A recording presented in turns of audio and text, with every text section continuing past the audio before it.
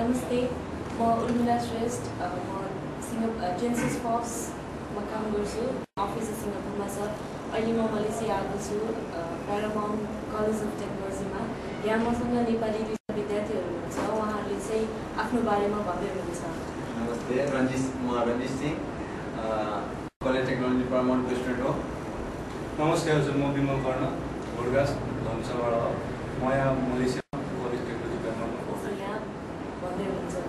म यहाँ diploma hotel management गर्दैछु। यहाँ मैले आएको 1 वर्ष 3 महिना यो ब्रान्चको फर्स्ट स्टुडेन्ट हो। हामी रिटायर्ड भन्ने छ।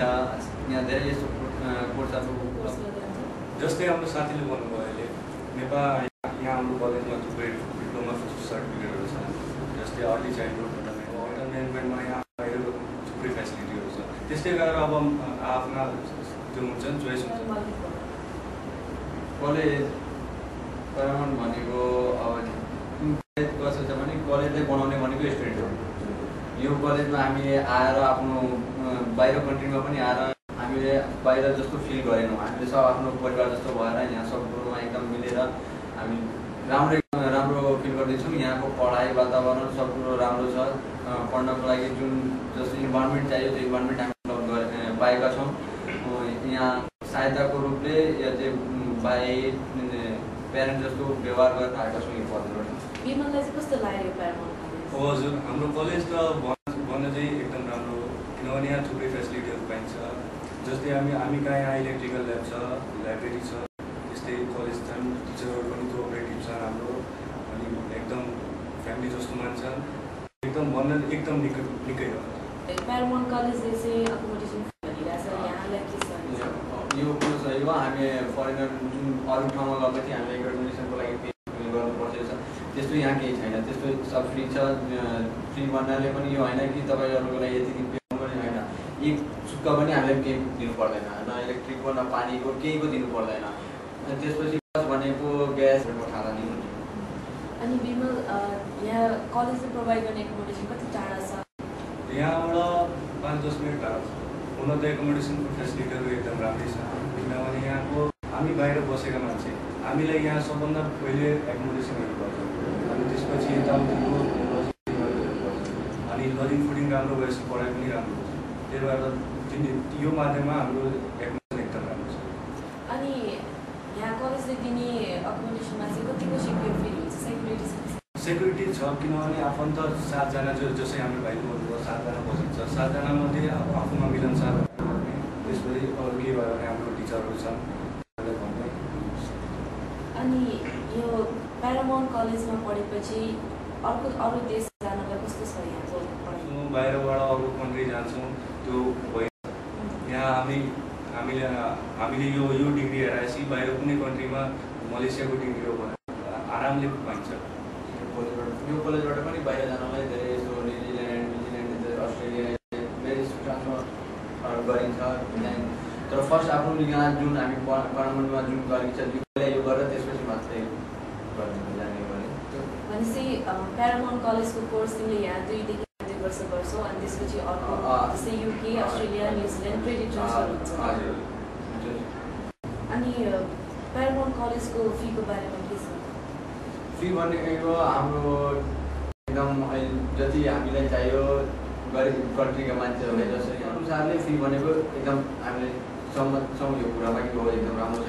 किनभने 1 देखि 1.5 लाखसम्म तपाईँहरू त्यहाँ पनि पढ्नुहुन्छ भने त्यति बस्न खान सर्ट जोड्यो भने आफ्नो घरमा मतलब जस्तै 17,000 के लाग्यो त्यो 1.5 लाखमा तपाईँको भाइ चान्स भयो भने राम्रै हो।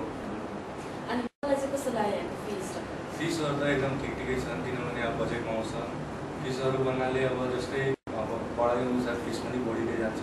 यो त भयो। जस्तै तिमीलाई यो प्यारामाउन्ट कलेजको टिचरहरू लेक्चररहरू चाहिँ कलेजभित्र भनेको टिचर ओके हाम्रो काममा लेक्चर जो पनि भए पनि हामीले रेस्पेक्ट दिनुपर्छ। उहाँहरूले पनि हामीले मान्नु छ।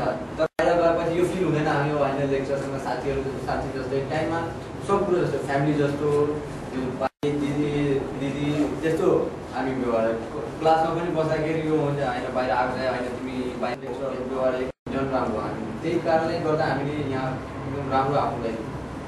अनि विमललाई चाहिँ कस्तो लाग्यो यहाँको टिचरहरू अनि यो कलेजको इन्भाइरोमेन्टहरू?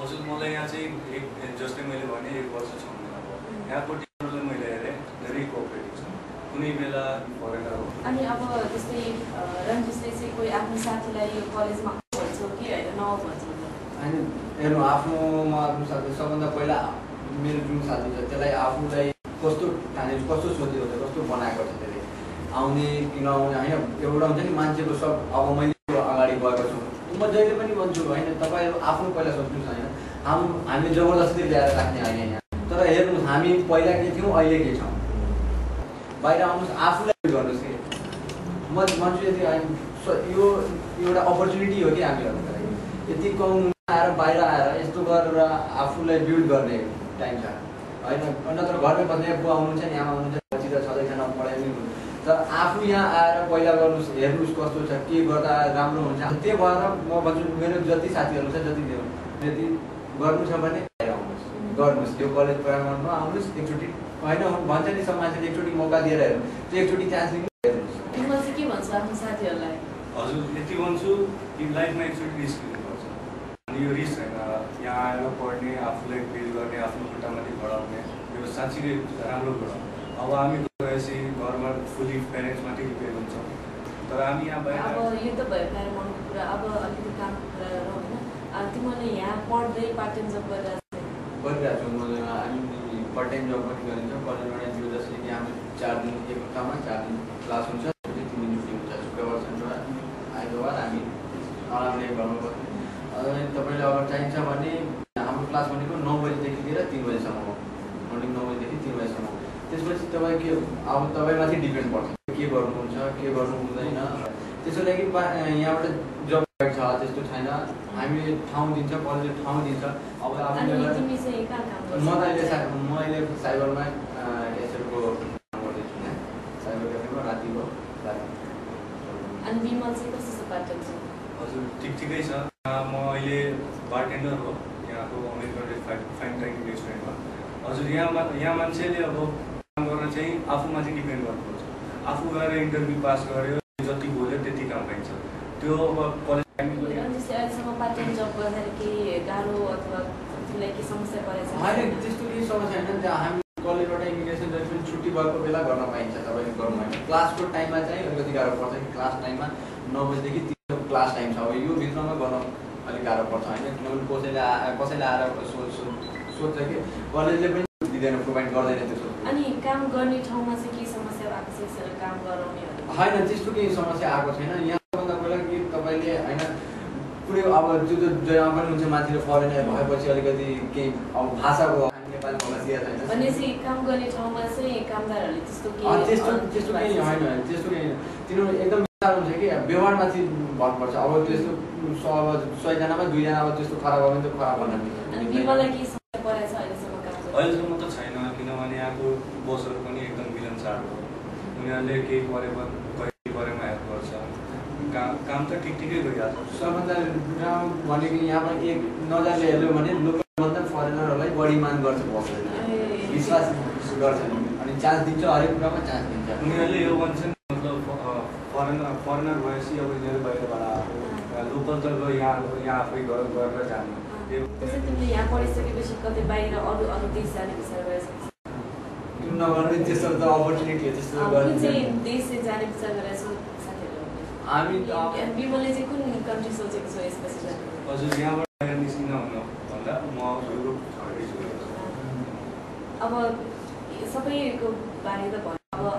झट्टै अन्तिममा चाहिँ मलेसिया कस्तो लाग्यो साथीहरूलाई के भन्छ मलेसिया आउनुभन्दा अगाडि के चाहिँ तयारी गरेर आउनुपर्छ त मलेसिया जस्तो लागेको मलेसिया भनेको एकदम रमाइलो ठाउँ हो यहाँ सबभन्दा रमाइलो ठाउँ हो यहाँ बाहिर फरेनर पनि घुम्नको लागि आउँछ त्यसपछि अब अलिक गर्मी त छ अब त्यस्तो हामी नेपाल जस्तो छैन कि यहाँ अब आउँदाखेरि होइन ज्याकेट यसो ल्याउनु पर्दैन आफ्नो फिल विमलले चाहिँ के सजेसन गर्छ साथीहरूलाई अगाडि तयारी के गरेर आउनुपर्छ मलेसिया किनभने अब बाहिर आएपछि बाहिर आफ्नो केयर गर्नु पऱ्यो यहाँ अरू साथीहरू मिलनसार हुन्छ अरूहरूले कोअपरेट गर्छ तर आफ्नो सेक्युरिटी चाहिँ आफै हो